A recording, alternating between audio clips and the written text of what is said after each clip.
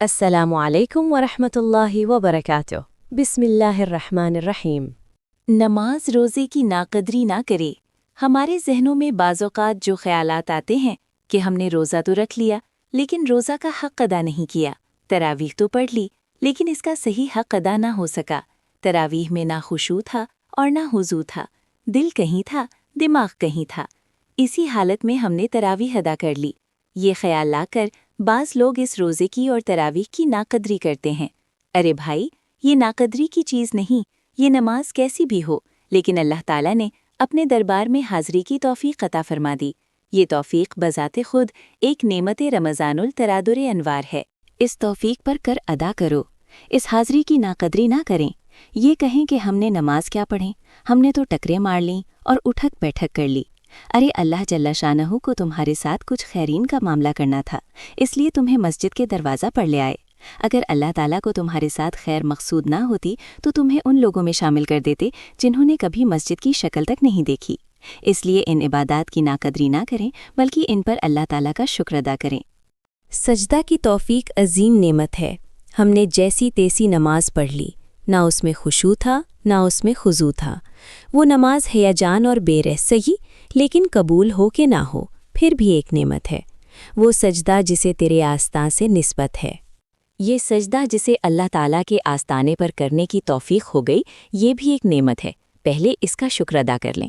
بے شک ہم اس کا حق ادا نہیں کر پائے، بے شک ہماری طرف سے اس میں کوتاہیاں رہیں، لیکن ان کوتاہیوں کا علاج یہ نہیں کہ ان عبادات کی ناقدری شروع، بلکہ ان کوتاہیوں کا علاج یہ ہے کہ اللہ تعالیٰ کے حضور توبہ کریں، استغفار کریں اور یہ کہتے کہ اے اللہ، آپ نے ہمیں عبادات کی توفیق عطا فرمائی، اس پر آپ کا شکر ہے، لیکن ہم سے اس عبادت میں کوتاہی ہوئی، اے اللہ ہم اس پر استغفار کرتے ہیں۔ استغفر اللہ ربی من کل ذنب واتوب الیہ۔ اس استغفار کے ذریعے اللہ تعالیٰ ان کوتاہیوں کا ازالہ فرما دیں گے۔ روزہ دار کے لیے دو خوشیاں۔ اللہ جل شانہ کہ اس پر تنا شکر ادا کیا جائے، یہ ہے کہ اس نے اپنے فضل و کرم سے ہمیں رمضان المبارک عطا فرمایا، اور اس مہینے کی برکاتوں سے ہمیں نوازا، اور اس میں روزے رکھنے اور تراویح پڑھنے کی توفیق عطا فرمائی، اور پھر اس مبارک مہینے کی اختتام پر اس مہینے کی انوار و برکات سے مستفید ہونے کی خوشی میں عید الفطر عطا فرمائی۔